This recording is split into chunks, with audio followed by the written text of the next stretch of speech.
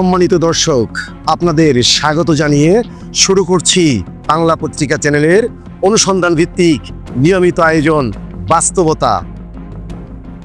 আমাদের অনুসন্ধান শুধু সময়ের সাথে মিশে যাওয়া বাস্তবতা নিয়ে।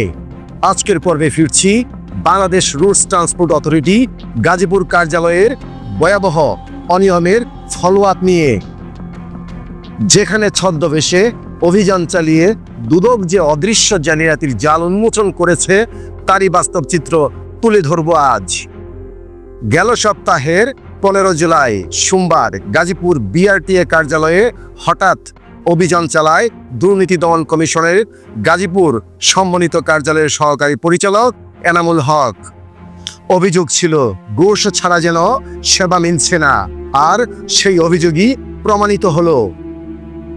পরীক্ষার খাতায় নাম না থাকলেও পাশ করেছেন, শূন্য পেয়েও পেয়েছেন ড্রাইভিং লাইসেন্স। নিয়ম অনুযায়ী লিখিত পরীক্ষায় 20 নম্বরের মধ্যে অন্তত 12 নম্বর পেলে তবেই পাস।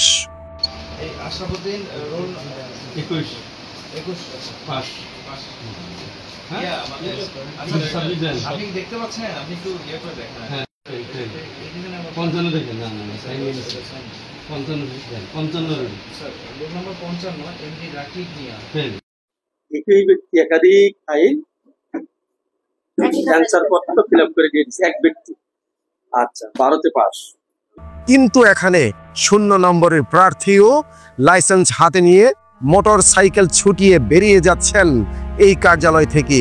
এর পেছনে আছে অসাধু কর্মকর্তা কর্মচারী আর বেপরোয়া দালাল চক্র।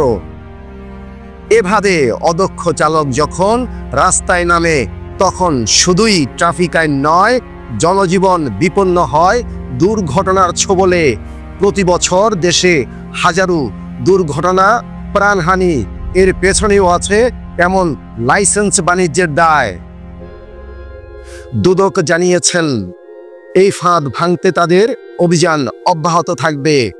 আর বিআরটি অফিস গাজীপুর অফিসের একটা বড় একটা অভিযোগ ছিল যে এখানে দালালের মাধ্যম ছাড়া কোনো কাজ হয় না, ঘুষ ছাড়া কোনো কাজ হয় না। এই অভিযোগের ভিত্তিতে দুদক প্রধান কার্যালয়ের নির্দেশে আমরা আজকে একটা দুদক গাজীপুর থেকে অভিযান পরিচালনা করা হয়েছে। সেই অভিযানে আসলে আমরা সকাল থেকে দুদক গাজীপুর থেকে একটা টিম সকাল থেকে ছদ্মবেশে এখানে পরিদর্শন করেছে। 2-3 ঘন্টা দেখার পরে দুপুরের পরে আমরা সরজমিনে তাদের প্রকাশ্যে আসার পর দেখি যে আসলে ঘুষ লেনদেনের তো কোনো প্রমাণ থাকে না, কে কাকে দিচ্ছে বা দালাল ধরা সম্ভব না। আমরা যে গত 2 মাসে প্রায় 30টার মতো পরীক্ষা হয়েছে, তারা পরীক্ষা দিয়েছে, সেই খাতাগুলো আমরা দেখলাম, রেজাল্ট শিট দেখলে এখানে বিশাল বড় একটা দুর্নীতি। সেটা কি, কিছু সংখ্যক লোক পরীক্ষা 0 পেয়েছে, 5 পেয়েছে, 6 পেয়েছে, আসলে 20-এর মধ্যে 12তে পাস হওয়ার কথা, সেগুলো পাস করাই দিয়েছে। নাম ঠিকানা নেই, সেগুলো পাস করাই দিয়েছে। একই ব্যক্তি একাধিক খাতায় একজনই ফিল আপ করে দিয়ে দিচ্ছে, পাস করে দিয়ে দিচ্ছে। আরো দেখলাম যে এই অবজেক্টিভ 4টা মধ্যে একটা টিক দিতে হবে, 2-3টা করে টিক, সেগুলো পাস করে দিয়ে দিচ্ছে। তাতে বোঝা যায় যে এখানে এরা ইচ্ছাকৃত ভাবে হয়তো নিজেদের মন মতো লোকের কাছ থেকে হয়তো টাকা পেয়েছে, তার প্রেক্ষিতে তাদেরকে এগুলো পাস দেখানো হয়েছে, তাদেরকে লাইসেন্স প্রদান করেছে। গুরুত্বপূর্ণ নথি জব্দ হয়েছে।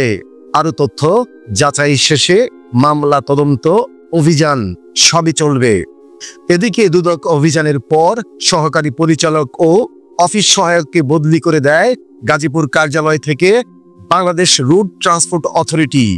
বদলি করলেই কি বন্ধ হয়ে যাবে দুর্নীতির বাস্তবতা? প্রশ্ন থেকে যায়। দুদক অভিযানের পর কেমন আছে বাস্তবতা তা জানতে সরজমিনে বাস্তবতা গিয়েছিল গাজীপুর বিআরটিএ কার্যালয়ে।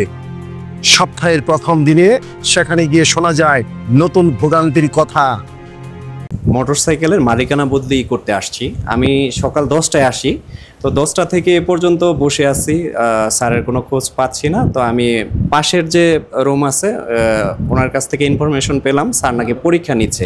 আদৌ পরীক্ষা কখন শেষ হবে বা কখন স্যার আসবে মানে অনিশ্চিত আমরা বসে আছি। বিআরটি অফিসে কোনো তথ্যই আমরা পাইতেছি না যে স্যার কখন আসবে। আমি 1.5 ঘন্টা যাবৎ বসে আছি। আমার মোটরসাইকেলের মেয়াদ 10 বছর পূর্তি হয়েছে, এখন আমার সময় বাড়াইতে হবে। আমি কাগজ নিয়ে বসে আছি, এখন স্যারের কোনো তথ্যই পাইতেছি না। এই সমস্যা অথরিটির চেয়ারম্যান যিনি আছে তার কাছে বিনীতভাবে অনুরোধ জানাচ্ছি আমাদের ড্রাইভারদেরকে কাজগুলো সহজ করে দেন। আর সব জায়গা থেকে দেখতেছি হয়রানির শিকার হচ্ছি আমরা ড্রাইভার যারা আছি, যে অনলাইনের মাধ্যমে আবেদনের মাধ্যমে যদি যাই সেক্ষেত্রে বিভিন্ন সেক্টর আমাদেরকে হয়রানি করা হয় বিভিন্ন অপশন দেখিয়ে, যেটা আমার মাধ্যমে হবে না সেটা আরেকজন তৃতীয় পক্ষের মাধ্যমে কিভাবে হয় সেটা আমরা জানতে চাই। আপনি অনলাইনে যান, অনলাইনে যায় ই করেন, মানে অনলাইনে গেছি পরে কইতেছে এটা একটু ভুল হয়েছে, আপনি আবার জানাবেন আসছি, এখন কাগজ জমা দিছে, এখন লোকই আসে।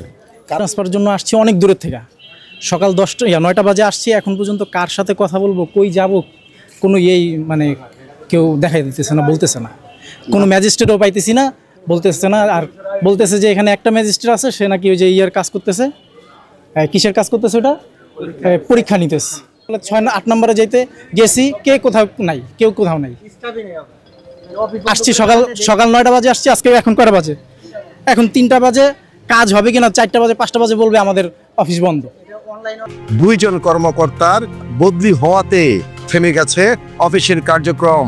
সকাল থেকে বসে আছেন শতাধিক সেবাগ্রহী তারা বলছেন শুধু একজন মোটরযান কর্মকর্তা আছেন, তিনিও আবার বাহিরে পরীক্ষা নিচ্ছেন। সারাদিন অপেক্ষা শেষে অবশেষে বেলা 3:30টায় বের হয়ে আসেন এডিএম এর কক্ষ থেকে মোটরযান পরিচালক কেশব কুমার দাস।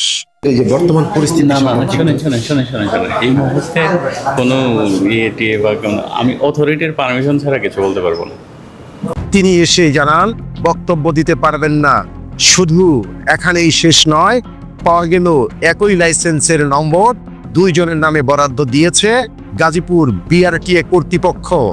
সমস্যাটি একটু অন্যরকম। আমার ড্রাইভিং লাইসেন্স আমার নামে, আমার ড্রাইভিং লাইসেন্সটা ছিনতাই হয়ে গেছে কিছুদিন আগে, মানে মানি ব্যাগ।